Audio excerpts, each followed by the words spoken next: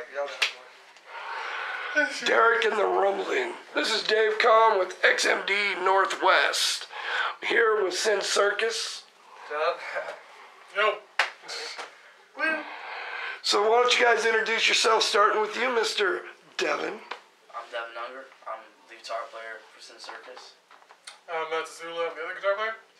I'm Derek Unger. I'm the bass player and the lead singer. I'm Chase Hyde, and I hit stuff with sticks.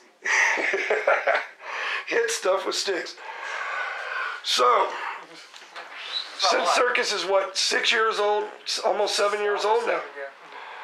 Yeah. And you guys have gone through some line changes. One of the things that I'd like people to know about Sin Circus is you guys have a rock star dad, but you guys are doing this mostly on your own instead of using your dad for all of his connections. What is it like to actually know that you can cheat like a lot of other bands that are coming out, that their dads are metalheads and rock stars? What makes it where you guys want to do it on your own and forge your name? It seems like it's more like honorable, I guess. Like if you're in a band and instead of like riding someone else's thunder that's already made it, like you gotta just do it yourself. It's okay to have help. Okay, I mean, I'm not saying it's not okay to have help, but because he does help us a lot. But we do everything on our own. We write our own songs. We do everything on our own. Basically, he just helps us out along the way and guides Very us. lucky We are to have lucky. somebody that knows what he's doing to help Yeah. us see, because I feel like a lot of bands don't have that, and that's why some of the best bands you'll ever hear don't make it past YouTube or their garage, is because they don't know the right people at the right time. So that definitely plays a part in why we get to do cool shit like this, like be on with you, you know.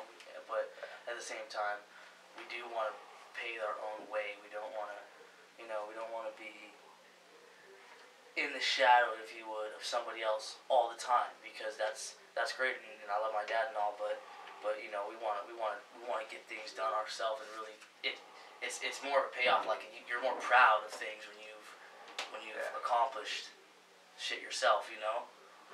Absolutely. So what is, the two of you brought Sin Circus out and started it with Matt and Chase being the most recent and looks like the final glue to your guys' core. What was it like to go through the changes to find these guys, and how did you find them and bring them in? It was a long road. It's Finding difficult. members that we meshed with real well. Me and Derek have always been a little bit ahead of the game in that factor, because we grew up in the scene. We grew up with guitars, a wall full of guitars, and a drum room to practice in. Since we were little kids, we've been doing that. A lot of kids don't have that. A lot of kids have to wait till they get old enough to do something to where they can get their parents to buy them their first guitar, or something like that. And so me and Derek, we always kind of had that. So a lot of the members that we've had, they just weren't at the same level as us, and that's why it was so hard to find people that we could really grow off of. Because you can be in a band with whoever you want, but you got to be able to grow off each other, because you're not going to improve if you don't. And that's where I met. That's where I wanted to go into about Matt. That's how I met him. We were in high school together. We were both guitar players, and he liked my band. He was an awesome guitar player, totally different style than me, and we just meshed really well. We were just friends, We were just on the weekends just jamming shit. I remember on your 16th birthday, you guys were jamming the Round and Round Rat solo. Yeah. He was the only guitar player that actually could we could keep up with each other. I could keep up with him, and he could keep up with me. Even though we were totally different, I've never had that with somebody my age. And I was just like, dude, this guy's awesome. And it wasn't an issue like, you should be in our band. It was just like, we're just friends in high school and shit. And spot opened up, and I thought he was the guy for the Yep. So how did you come to the band, Chase? My dad, I think. Because I moved over here, and then I think I was actually visiting family back in North Idaho, and my dad called me. He's like, hey, dude, Steve just called me, and they want you to go jam with them. And I think I was sick or something, because I had to call him back the next day. Did you call me telling me Sin Circus wanted to jam or something? And he's like, yeah, man. They called, and they said that they're looking to just jam out with you. And I was like, dude, what, did they kick their dude out or something? I was like, I don't, he just told me he didn't know. He's like, just want to jam. I was like, cool. I'll be home in 3 days. And I think shit, the day after, I was over here, and I didn't know who the hell I was jamming with. I was just like, okay, I know Devin and Derek, like, are we jamming with, you know, the guitar player they have, or they bring someone else in, and then Matt walked in, I was like, okay, cool. Yeah, Who the hell is this short-haired dude? Like, what the hell's going on here? We called Matt because it was me and Derek and Chase, and I don't know, I just thought it would be kind of fun to have another set of 6 strings here while we were jamming, and so I called him, and it clicked super well. Actually, one of our songs that's on the album, titled Ghost Pain, we wrote that song together in like 4 hours. Yeah, it was like the first night we jammed, we just started First night we playing, we jammed. went into some riffs and stuff, and Yeah. we started going on and off of each other, and like it just came out like the coolest thing I've ever played with anybody else before. You know what I mean?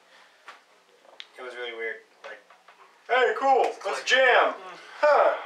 Did we just write a fucking song? So, Okay. what's it like now that you guys have opened up for some actual national acts, and you guys have definitely stole the thunder from a few of those national acts?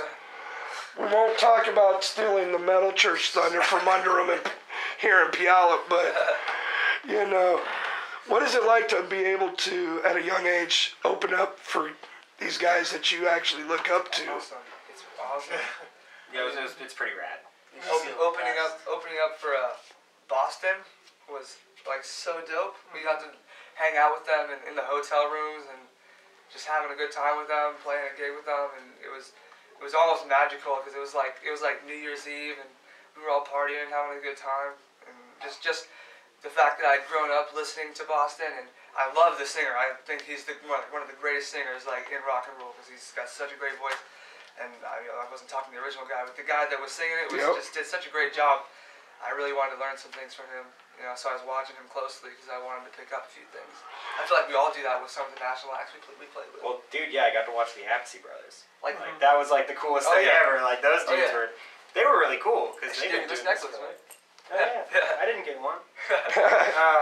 They were really fun. They've been in the game for so long. I was thinking, like, are these guys dicks or something? Like, are they just gonna be like those dudes that, you know, they're the Apathy Brothers. They've already done it. They're drum gods. They've done everything they've needed to do, and shit, they were some of the coolest dudes I've ever met. Like, I was sitting there, like, I think I was on Facebook updating a status, like, holy shit, they're, you know, I'm watching these two dudes sound check, and somebody was like, there's no texting allowed in here, and I look up on the stage, and it's Vinny with a big cheesy ass grin on his face, just like flipping me shit, and then, you know, turns around and starts flipping Carmine a bunch of shit. Funny ass dude. Dude, it was awesome. Remember opening up for Loverboy? I got like super sick at that show. We didn't meet those guys. I didn't even get to talk to him because I was like passed out in the back room. This is really cool. He died. So what's some of the memories for you so far, Matt, that you didn't think you would get, but since you've joined this band, that are going to stand out that you'll tell Well, in your future? I've definitely played a lot bigger shows than I ever thought I'd play in my lifetime, for sure. Like when we played with Loverboy, he's just mentioning at the Boise Coliseum, was it? Yeah. Yeah, Yep. Boise Coliseum. CenturyLink. CenturyLink Arena, yeah. No, like that was like, there's like thousands of people coming in and out the whole time. Like I never thought I'd play with that many people before. So, I mean, it's just, yeah, I'll be telling my kids about playing in front of all these people, yeah. So what's it like, Chase, when you finally came to meet these guys and play with them, did you expect it to fall together like you did? No. I didn't. I just kind of showed up and started jamming. Like it's just what I auditioned for a couple bands before, and I've played with a bunch of different people. And so it was just like, I'm gonna go jam out with a couple dudes and like Same for me. just see what happens. It's just like you sit down and you start jamming, having a good time, and out of nowhere it was like, holy shit, like we're doing stuff. Like we're writing something in like an hour and a half, and now we've got another. Hey, let's try this. And I was like, all right, cool, let's do that. And it was actually really it was really weird because I haven't been in a band that's just kind of like that quick right out the gate. 5 minutes into meeting each other essentially was like just taking off like it did. You take me back to my teenage years of the 80s and stuff, where the metal bands, they used to take pride in doing a drum solo and stuff, and you really get aggressive with your drum soloing. You like to challenge. I mean, I've seen you challenge even Jeff Wade and guys, that are amazing drummers, and Where do you get that confidence to challenge guys that are established like that, let alone be able to actually school a few of them? Because he's a beast. I don't have that confidence. These motherfuckers are like, hey man, do a drum solo. Like, fuck it, So whatever. Chase, we don't have time for these 2 songs. We're just gonna take them out. You're gonna do like a drum solo. Now wait a minute. I recall standing there with you and Jeff after the Puyallup show, and you told him straight out, he better bring it tomorrow night in Portland. Okay, well that was... Tell me that ain't confidence. You're just being a dick. Like, I wasn't being serious. Shit, man. But you ended up doing amazing drum solos those nights. So, I mean, what is it that makes you come out with your solos? I understand being a guitarist and picking up a guitar and playing. So I understand a lot of their work. But as a drummer, when you're doing your solos, where do you get your timekeeping frame of mind? I don't even know. I've you know, having the drum heroes that I've had, you know, there's quite a few of them that they've taken their like soloing. It's not just them hitting shit as hard and as fast as they can in, you know, a 3 to 5 minute time frame. They kind of take it and make it like its own, you know, its own song. You know, like Neil Peart, Mike Portnoy, Alex Van Halen, even like John Bonham in the Moby Dick solo. And it's, you know, I've kind of tried to keep kind of how they've created this. You know, you still have this huge drum solo. It's supposed to be incredibly impressive, and like there's a lot of notes happening and a lot of like flailing around and hitting shit. But it still has to have, you know, like some kind of core that, you know, it's still gonna be hooky, like, you know, like a chorus. It's got to have something that, you know, it's like, oh shit, that's happening. It's not just like, you know, look at my chops. You know, there's still spots in drum solos where you're not doing a whole lot. You're doing like a couple little hits here, but it's you know, it's what stands out. Yeah. But I gotta tell you, when I first heard Chase play the drums, I never have heard a drummer that played that good that wasn't already a rock star. You know, that wasn't already someone that was famous. I honestly, Derek, I'm gonna have to agree with you on that. Usually I can debate certain things, but I mean, when your dad first gave me a call and said, hey, you need to come and see what the boys have got and meet this new drummer, I want to know what you think, my jaw was dropped. There's not a lot of young drummers, you know, that can do that to me because of the era that I did grow up with. And you've done that.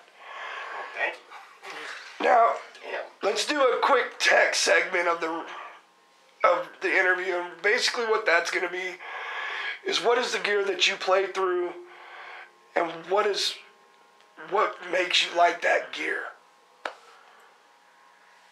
Start with you, Sleepy. Alright. I have a Marshall full stack JCM. I play through a variety of different guitars. Like I have ESP. I have an Epiphone that actually was won at Sturgis when I went to Sturgis, and that sounds awesome on the Marshall. I have a couple other ones that I use kind of as backups, but mainly the ESP. I like ESP. I like the loud crunchiness of it. It's like crisp and clean, but got that distorted crunch. I've noticed you like to do your BC Riches too, quite often. I do like the BC Rich. I think the ESP sounds a little bit better though, in my opinion. I think it plays nicer. I think BC Rich sounds better for other things, but as far as some of our songs, the ESP, especially in the live atmospheres, it plays so smooth, and you know, it's a neck through, so it's not, you know, it's like one piece of just beauty. Solid pure pleasure. Yeah, exactly. Exactly. Yeah. What about you, Matt? I use a JCM 2000 Marshall half stack, and then I have a couple pedals. I use an MXR Super Badass though for the distortion, and then for my guitar, I have a Schecter Diamond 2. And I actually purchased it from a friend, and he took really good care of it from the get-go, and I just love the feel of it, so that's why I use it. And then I have an Epiphone Les Paul as a backup. Then Vinny have a C-side, and Carmine. So yeah, that's my backup guitar. Well, I play through a Masson cabinet with an Ampeg head. I just like it because I don't know. I don't really give a shit as long as it sounds good. I don't give a shit. If people can hear me and it's loud, and a chick can feel it in her pussy, fuck it. I want to play through that fucking thing, cause Gotta give them the why not? vibration. I just like it because it's loud and obnoxious and awesome. Cause why not? Alright, I'm just gonna get really into, in depth. Prepare yourself. Yeah, he's a gearhead over here. Yeah. Oh, but you know what? I know a lot of drummers that are going to probably tell me, hey, you need to cut that section out and just post it by itself. Yeah, That'd probably. be dope. I run PDP X7 drums. They're all maple shell, 7-ply, 1/4 inch thick. They're made by DW. It's basically like the high-end Epiphone kind of thing. Epiphone, Gibson, DW, PDP. I'm running, the majority is DW hardware. All the heads of the cymbal stands are DW 9000s. Running the DW 5000 series double pedal and hi-hat stands. All my cymbals are Sabian cymbals. I think that DW, the reason I use DW shit is that the drums sound killer, the hardware is the best you're going to find. The cymbals are the prettiest sounding that I've come across. They're always really smooth. Even the more crunchy, grody ones have this really nice, clean sound to them. And especially the models I'm using are I decided to go with the brighter stuff because we're in a lower tuning and using a lot of bassier frequencies. So I decided to use the brighter stuff so it cuts through the top, and it really, especially on the record and on the live videos I've seen, it's really cool. You have all this bottom end here, and I got a lot of bottom end in the drums, but then the cymbals, you can hear every little thing that's happening with the cymbals because they're so high end, bright frequencies. And then what else do I have on there? Oh, I'm using ProMark sticks because ProMark sticks are the shit. So that leads us into the album finally. You guys just got done recording your first full-length album. About damn time. Yep. Did growing up watching your dad record and stuff, did that help you two out in the studio? Absolutely. Or do you feel that you had to learn everything personally? I don't know. No. Growing up, seeing my dad record other bands, my dad has had a lot of bands in his own studio that he's recorded.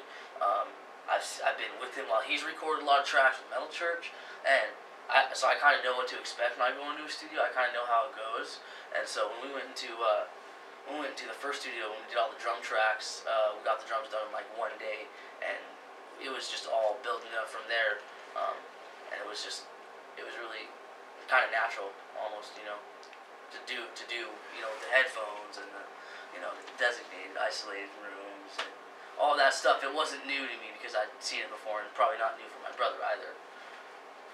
No, I mean, you can only learn so much from just watching, though. So Yeah, I that's did. true. That's true. We're gonna bounce it down. Okay, whatever that means. But, Yeah, that's true. So what was it like for you in the studio? Well, I've had a little recording experience with a couple of my other bands before this one, but this is the first time it was professional. This is for an album, not an EP demo or anything. For an album, so you gotta play everything perfectly, right on. So it was kind of intimidating, but once I kind of got in my groove, it seemed pretty natural. I mean, I kind of wrote a lot of little stuff in the studio, and just while we were listening back, I was like, oh, I'm gonna do this little thing right here. Yeah, it's kind of crazy. It's kind of crazy. It was just, You could totally just randomly off the start. it was very natural though, yeah. After I got used to it. What about you, Chase? What was it like for you to be in the studio doing a full length? It was different. I've done a few tracks. I did an EP with my first band. I came over here before I moved here. I came, I think it was a year and a half, 2 years before. And my dad's band was doing a record, and I laid down a couple tracks on that. And so I'd done it before. I'd been in the studio before, but this was it was taxing because that first day was 12 hours of me sitting behind the drums. I was maybe, it was 11 hours behind the drums and maybe an hour not on the drums. And that was exhausting. I don't think I've had my fair share of long ass practices, sitting with my headphones playing, but I'd never spent 11 hours on a drum kit, and that sucked. Yeah. That was awful. I'd rather not ever do that again. I'd like to take it maybe like a few tracks, and then maybe not have to do all of them at one time. I've never seen him sweat so much. I don't think. I don't think I wanted to kill myself so much. It was really frustrating for me because like at a certain point, we kind of saved some of the heavier ones like in the middle, and then I ended up doing like the two most intense songs I have last. So I'm fucking exhausted, and like most of the tracks took like 2-3 takes is what we did, and the last one were like 6, 7. I kept missing a couple spots. Like, fuck this, start it over, and it was not easy. I mean, after it was kind of what I had been used to doing. Sitting down, watching the guitars do it, kind of. Oh, I'm gonna do my backing vocals here. Let's do this here. They get kind of like that. The overseeing. What else can we throw in here to make it, a bigger sound or make the song, kind of flow better or whatever. That was all I was kind of used to that already. But the thing that got me was just the non-stop playing for the first day. And I don't think I really wanted to go back there, but we ended up having to like a million times. Which was cool, because the place was gorgeous. The studio we played in was gorgeous. Now, correct me if I'm wrong, but I believe you guys recorded this full length with Tony Bennington of Sanctuary Studios. Half of it. Yeah, Half of it? We did the drum tracks at Black Dog Studios in Covington? Oh yeah, it is like it's right by Covington. Yeah, just like basically out in the middle of nowhere, and just like beautiful, just nature all around. We looked outside of it when we first got there, and it was like a barn, and we were like, oh wow. Some old dude with a check hobby. this out. Sweet. And then we walk in there, and it's like this. When we walked in, it was like It's totally decked out. Gorgeous. This Drummer studio, for sure. Oh yeah. So- It's definitely a drummer drum studio. So definitely you can't judge the book by its cover situation. Yeah. I was surprised when I walked in. I was like, Crazy. So what's some of the influences that helped you guys write the songs for this album?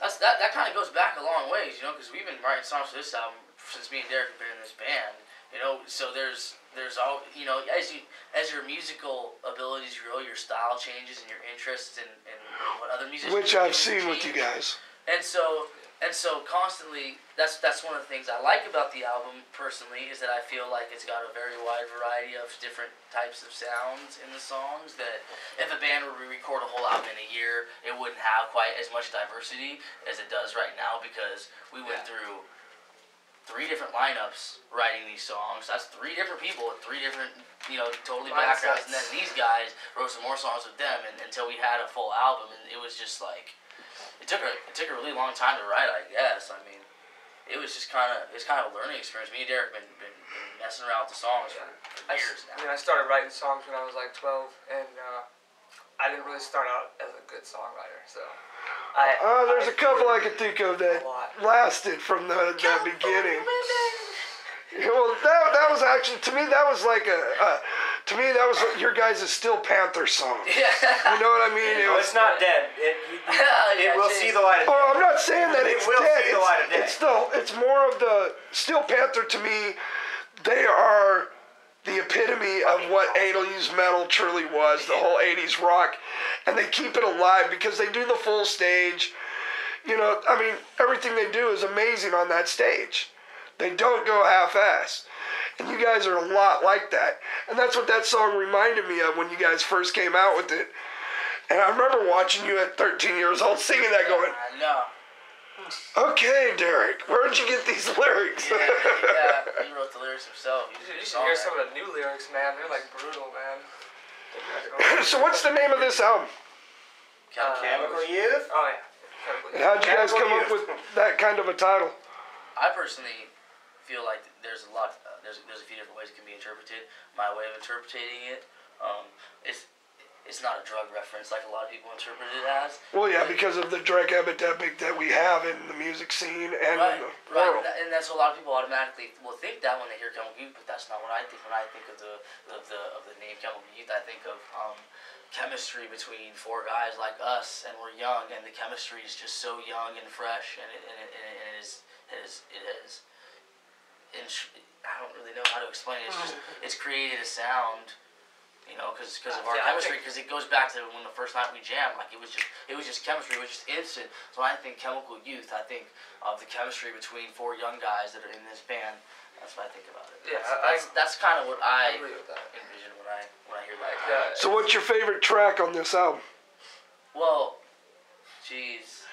You don't really like your own songs after you hear them a million times. So I think that my favorite one to play. Okay, yeah. What's your favorite one to get up on stage that you look forward to playing every time? Chemical Youth, the title track. I like that one. It's very high energy and it seems to do really good for the crowd. But you know, I'm not gonna sit back and jam out to my own album, like driving down the road, like yeah, you know what I mean? Boy, all those '80s guys that you look up to, they're gonna feel stupid with that one, because I guarantee they all did.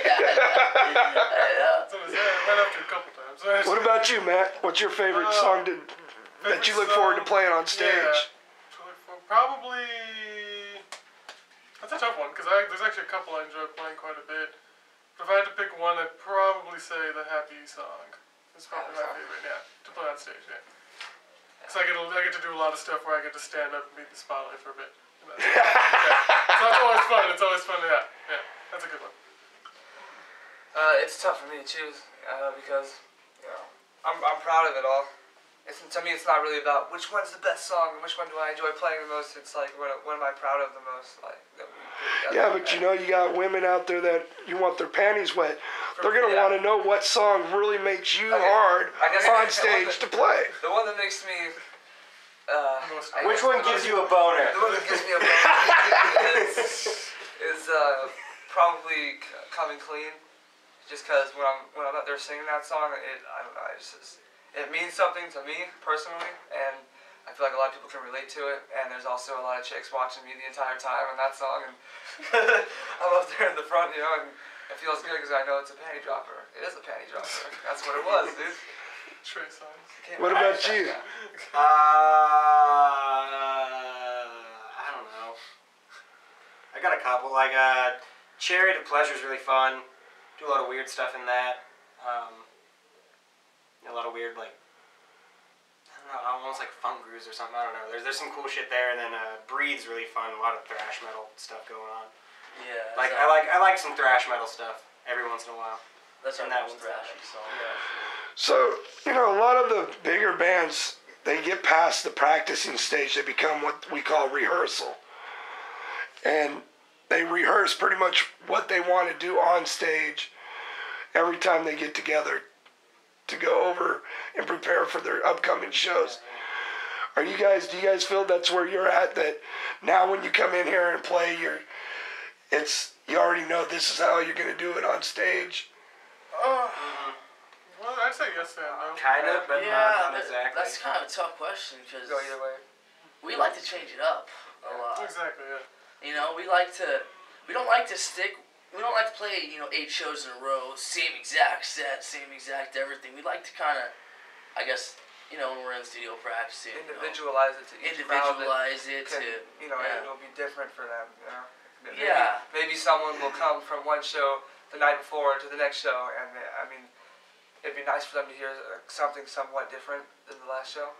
Yeah, sometimes if we have too short of a set, we'll leave a song or two out, and then we'll play those songs next show or something, just to kind of change it up. I don't know. It's really fun that way. We don't say the same things either. It always bugs me when I go see a band and then they say the same stuff. You guys are the best crowd we've had this tour, and I'm like, shut up, dude. You said that to me yesterday. When I was in Oregon, now I'm in Washington, and now you're saying that to me again. So, if I recall, you guys play February 14th, which is also going to be the CD release party at Louis G's here in Fife, Washington. What do you think of that venue and what it's doing for the music scene? It's the dopest place to play around here. Yeah. Hands down. There's not a better place to play here around here.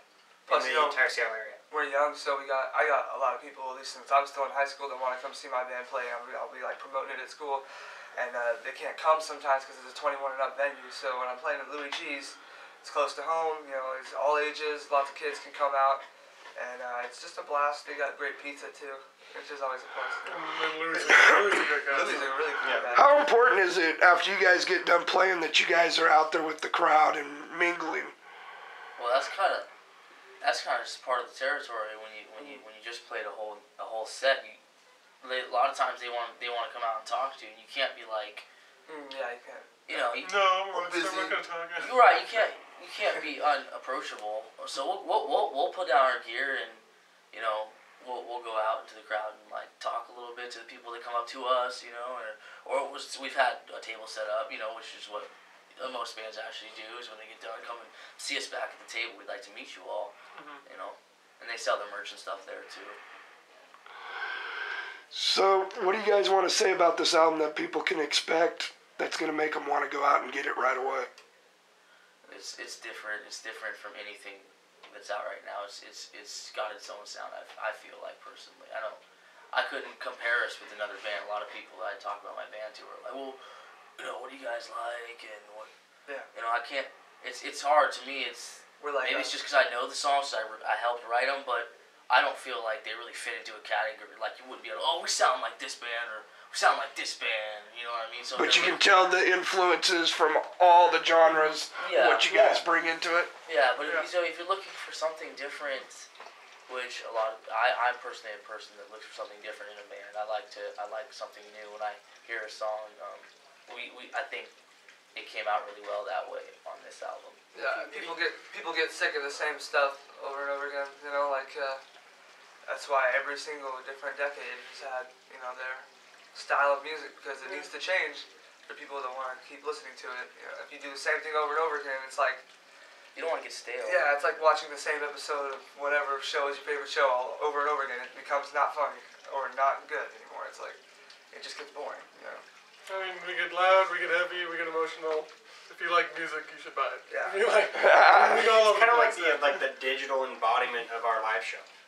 I mean, we kind of tried to do our best to capture what we do live and what people like coming out to see, but put that in a CD player. That's essentially what we tried to do on this record, and I think we kind of did that. We did pull it off. It was difficult though because we have we like to get wild on stage. We don't want to just sit there and play our instruments in like shorts and like a bro tank or something. You mean you don't want to be like Godsmack or Disturbed and just stand in one place and sing your songs exactly. and hope that the drum solo does good? We want man, that Shannon Larkin solo is dope. Shannon Larkin's a badass. That's pretty much the point. I'm glad you didn't say Sully. Sometimes he was really good when he was drumming for him. He's a badass player. He is, but he's also very egotistical, which turns me off on a musician. He's still a really good drummer. That's really all I got. That's all I gotta say about him. So now we're talking about rock stars. To close this interview, one of the biggest things on the internet that's going on real bad is the whole Paul McCartney, Kanye West. Paul McCartney helps him write a song about his son, Kanye's son, and people have no clue who Paul McCartney are. Kanye West is making this Paul McCartney guy famous. Where do you guys stand on that? Because you guys are young, just like these people are, that are posting this. Whoever this Paul McCartney dude is, he's going to be rich now thanks to Kanye West. Yeah, whatever, dude. I'm losing faith in humanity. I'm not even a Paul McCartney fan, but for that kind of ignorance, the Beatles. Dude, I remember I seen Chris Angel one time in Las Vegas on my 21st birthday. He said this to a kid. He says, who Harry Houdini is, and he's like, who? He's like, but you know who I am. I'm obviously a bigger star in your eyes than Harry Houdini is, but to everybody else, Harry Houdini started it all. It's kind of the same concept with that. They're just young and they just Kanye West. They don't even know the Beatles. They're just like, Kanye West is cool, and then so they just see the Kanye West side of it, and they don't see who Paul McCartney. You don't feel that it's kind of an ignorance on their part with the fact that we have the internet, which has destroyed a lot of our music industry because of the downloads and the rips and the rip-offs that they do. How can you not know who somebody is anymore? Well, especially the biggest rock band that's ever in the history of the world. Yeah. It's the Beatles. There wasn't a bigger movement in, as far as I could tell, not in knowing rock and roll Elvis history or something. Yeah. Well, yeah, it's a little ridiculous. yeah, that you're one of the biggest rock groups of all time, and it's like you have Kanye West over here who, cool, like whatever. I mean, I realize he's big, but I mean, he isn't nearly as big as the Beatles were. Hell, there's guys in his own genre that are 10 times the star he is. So it's almost like offensive to me that you're like Kanye West is gonna get Paul McCartney famous. Like, what the hell are you talking about, dude? Paul McCartney's the reason Kanye West can do his thing is because Paul McCartney did his like 40 years ago or 50 years ago now. Damn. Well, I'm gonna thank you guys, for doing this interview. Thank you. And I'll definitely be doing another interview with you after the release. Yeah, for sure. To where we can push it even more. But thanks for chilling with XMD Northwest and giving us a personal interview with you guys, man. Mm-hmm. Once again, catch these guys. Send Circus. Check them up on the internet. They're one amazing band that you got to see live. If you can't get to where they're at, catch them on tour because they will be hitting the road in 2015. Adios.